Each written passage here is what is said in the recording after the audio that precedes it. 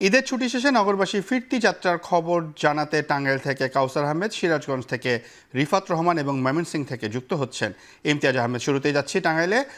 কাউসার, এখন কত কিলোমিটার দীর্ঘ যানজট রয়েছে? যানজট নিরসনের কি পদক্ষেপ নেওয়া হচ্ছে?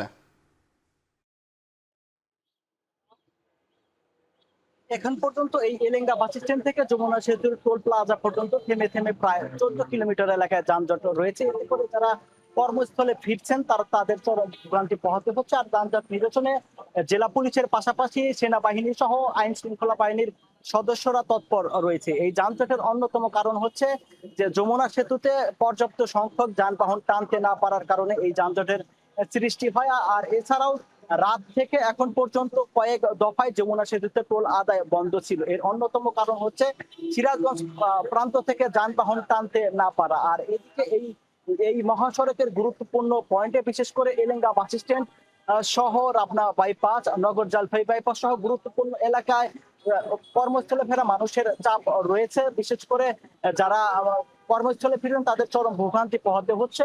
রোদ তেমন না থাকলেও ব্যবসা গরমে যারা কর্মস্থলে ফিরছেন তাদের চরম ভোগান্তি পোহাতে হচ্ছে। কয়েকজন মাইক্রোবাসের চালক জানিয়েছেন যে 7 থেকে 8 ঘন্টায় তারা সিরাজগঞ্জের কড্ডার মোড় থেকে টাঙ্গাইলে এসেছেন। বলছেন যে তাদের দুর্ভোগ পোহাতে হচ্ছে। আর আর এদিকে এই মহাসড়কে গণপরিবহনের ব্যাপক সংকট রয়েছে। আর এই সংকটের কারণে অনেকে জীবনের ঝুঁকি নিয়ে খোলা ট্রাক, পিকআপ সহ অন্যান্য যানবাহনে যাচ্ছে। তারা বলছেন যে স্বাভাবিক সময়ে বাসে এখান থেকে ঢাকার ভাড়া 1.5 থেকে 200 টাকা হলেও আজকে তাদের কাছ থেকে 4 থেকে 500 টাকা নেওয়া হচ্ছে। তবে এ বিষয়ে প্রশাসনকে অবগত করা হলেও প্রশাসনের পক্ষ থেকে কোনো ব্যবস্থা গ্রহণ করা হয়নি। আর এদিকে গেল রাত 12টা পর্যন্ত গত 24 ঘন্টায় যমুনা সেতুতে প্রায় 50,000 যানবাহন পারাপার হয়েছে। এতে টোল আদায় হয়েছে 3,40,00,000 টাকার মতো। আর জেলা পুলিশ সুপার জানিয়েছেন যে তারা যানজট নিরসনে তৎপর রয়েছেন।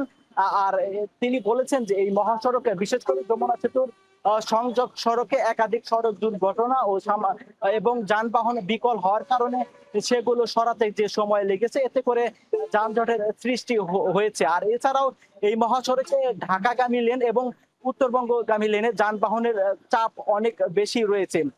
পুলিশ বলছে যে তারা চেষ্টা চালিয়ে যাচ্ছেন, কয়েক ঘন্টার মধ্যে যান চলাচল স্বাভাবিক হবে। আর এখানে যারা এই ব্যবসা কর্মে যাদের কষ্ট হচ্ছে, এদের মধ্যে অনেকেই অসুস্থ হয়ে হাসপাতালের ভর্তি হওয়ার মতো আমরা খবর পেয়েছি। আর এছাড়া এদিকে যমুনা সেতুতে বিশেষ করে সিরাজগঞ্জ থেকে যে সমস্ত যানবাহনগুলো ঢাকার দিকে যাচ্ছে সেগুলো যমুনা সেতুর উভয় লেন নেই টাঙ্গাইলের অংশে আসছে। আর এছাড়াও কয়েক দফায় টাঙ্গাইল থেকে সিরাজগঞ্জ গামী লেন বন্ধ ছিল। আর এতে করে সকাল থেকে শুরু করে বিকেল পর্যন্ত প্রায় কয়েক দফায় 20 থেকে 22 কিলোমিটার এলাকা এই মহাসড়কে যানজট ছিল। তখন মানুষের চরম দুর্ভোগ পোহাতে হচ্ছে। আমরা এই মহাসড়কের আমরা লক্ষ্য করেছি যে সেনাবাহিনীর পাশাপাশি পুলিশ যারা রয়েছেন তারাও কিন্তু তৎপর রয়েছেন। এছাড়াও র্যাবের একাধিক টিম এই মহাসড়কে দায়িত্ব পালন করছেন। আর এদিকে টাঙ্গাইলের জেলা প্রশাসনের পক্ষ থেকে এক্সিকিউটিভ ম্যাজিস্ট্রেট সহ অন্যান্য দল কাজ করার কথা থাকলেও এই এক্সিকিউটিভ ম্যাজিস্ট্রেটদের আমরা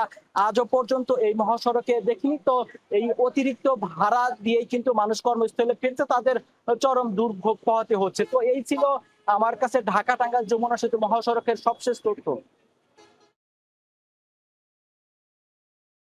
কাউসার, আপনাকে অসংখ্য ধন্যবাদ। আমরা একটু রিফাতের কাছে যেতে চাই। রিফাত, সেতুর পশ্চিম প্রান্তে দীর্ঘ যানজটের কারণ কি? অতিরিক্ত ভাড়া নিয়ে কোনো অভিযোগ আছে কিনা?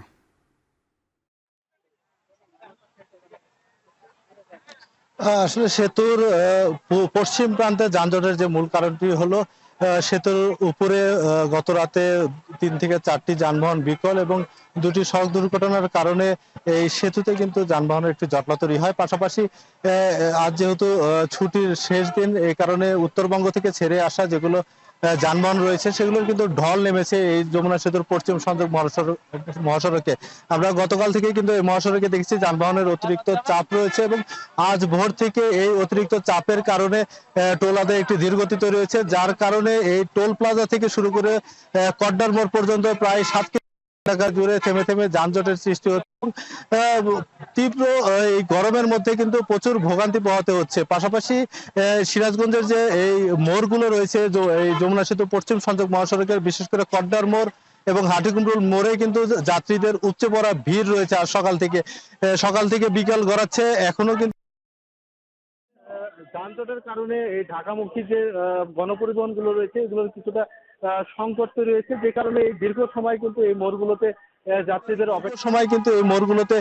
যাত্রীদের অপেক্ষা করতে হচ্ছে। পাশাপাশি আরেকটি বিষয় জানিয়ে রাখি যে এই যে যাত্রীর উপচে পড়া ভিড়, যার কারণে পরিবহন সংশ্লিষ্টরা যারা রয়েছেন তারা কিন্তু অতিরিক্ত ভাড়া আদায় করছেন। বিশেষ ক্ষেত্রে প্রায় দ্বিগুণ ভাড়াও কিন্তু অনেকের কাছ থেকে আদায় করা হচ্ছে। আমরা দেখেছি যে বাসের পাশাপাশি খোলা ট্রাক এবং পিকআপে করেও কিন্তু ঢাকার দিকে ফিরছে। পাশাপাশি আমরা মোটরসাইকেলেও দেখেছি যে যাত্রী পরিবহন করে কিন্তু ঢাকায় নিয়ে যাচ্ছে এখানকার যারা রয়েছেন। তবে তারা যেটি বলছেন যে আসলে 2 থেকে 3 গুণ কিন্তু ভাড়া আদায় করা হচ্ছে। যেখানে চান্দুরার ভাড়া 150 থেকে 200, সর্বোচ্চ 300 টাকা, সেখানে 800 থেকে 1200 টাকা পর্যন্ত কিন্তু গুনতে হচ্ছে।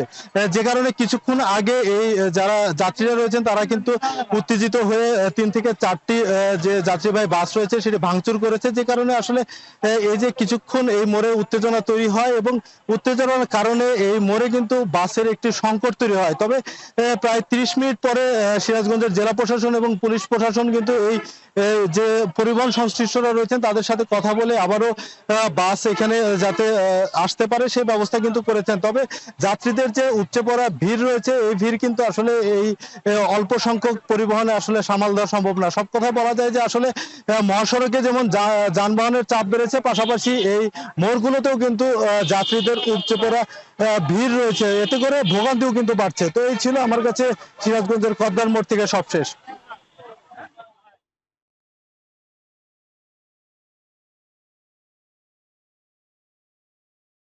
রিফাত থেকে যেতে চাই একটু ইমতিয়াজের কাছে। ইমতিয়াজ, আমাদেরকে একটু জানাবেন ময়মনসিংহ থেকে ঢাকায় ফেরা যাত্রীর চাপ কেমন দেখছেন এবং ভোগান্তির কোনো অভিযোগ আছে কিনা?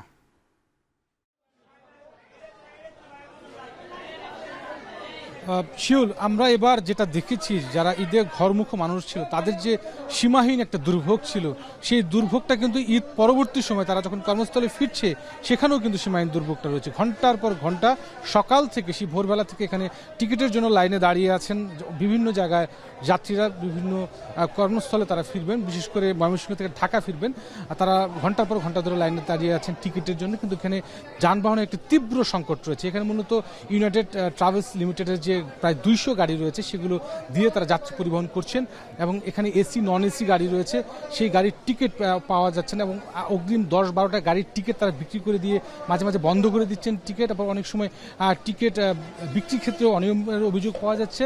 তারপরেও আসলে এখানে কিন্তু প্রচুর যাত্রী চাপ দিচ্ছে, তারা দাঁড়িয়ে আছেন কখন আসলে গাড়ি আসবে, কখন তো সেই গাড়িতে তারা উঠতে পারবেন। যে গাড়িগুলো ঢাকায় রয়েছে সেখান থেকে যে গাড়িগুলো ছেড়ে আসছে বিভিন্ন যানজটের কবলে পড়ে কিন্তু সেই গাড়িগুলো অনেক গাড়িগুলো কিন্তু আসতে পারছে না, যার কারণে যে গাড়িগুলো রয়েছে সেগুলোতে কিন্তু হুমড়ি খেয়ে পড়ছে। তীব্র এসি গাড়ির একটি সংকট এখানে রয়েছে। আমরা দেখতে পাচ্ছি যে আসলে এই যে টিকিট কাউন্টারের যে লাইন, দীর্ঘ লাইন, সেই লাইন কিন্তু কোনোভাবেই আসলে এগোচ্ছে না। অনেকে যারা টিকিট কাটছেন আসলে তারা অপেক্ষা রয়েছেন কখন সেই গাড়িটি আসবে এবং কখন তারা সেই গাড়িতে উঠবেন এবং তার কর্মস্থলে তারা পৌঁছাতে পারবেন কখন, সেটি কিন্তু তারা কোনোভাবেই বুঝতে পারছেন না। অনেকেই বলছেন যে 10টা-11টাও তাদের বাঁচতে পারে। আমরা এখানে কথা বলে দেখেছি তারা যেটা বলছেন যে এই গাড়ি এবং লোকবল তারা নিয়েও তারা আসলে এই চাপ তারা আসলে সামাল দিতে পারছে না। পাশাপাশি ইউনাইটেড ছাড়াও যে আশেপাশে যে বিভিন্ন কোম্পানির গাড়িগুলো রয়েছে সেগুলো কিন্তু প্রচুর যাত্রী কিন্তু তারা গাড়িতে তুলছেন এবং এই চাপ সামলাতে কিন্তু তারা হিমশিম খাচ্ছেন। আমরা দেখতে পাচ্ছি যে এই মানুষগুলো কিন্তু বিশেষ করে সবচেয়ে দুর্ভোগে রয়েছে নারী এবং যারা শিশু রয়েছেন।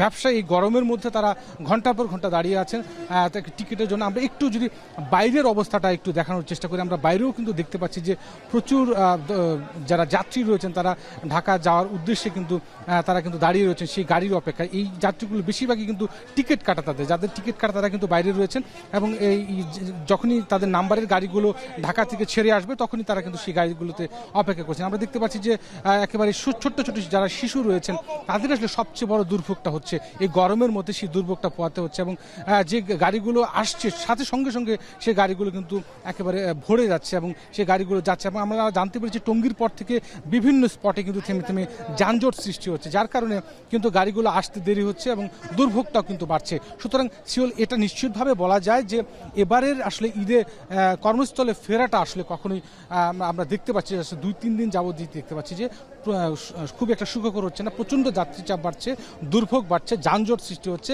কিছু কিছু গাড়িতে বেশি ভাড়া আদায়েরও অভিযোগ রয়েছে। সব মিলিয়ে এই ছিল ময়মনসিংহ মাসকান্দা বাসস্ট্যান্ড থেকে ঈদে কর্মস্থলে ফেরা যাত্রীদের সর্বশেষ খবর আমার কাছে। ঈদের ছুটি শেষে নগরবাসীর ফিরতি যাত্রার খবর জানাচ্ছিলেন টাঙ্গাইল থেকে কাউসার আহমেদ, সিরাজগঞ্জ থেকে রিফাত রহমান এবং ময়মনসিংহ থেকে যুক্ত ছিলেন সহকর্মী ইমতিয়াজ আহমেদ।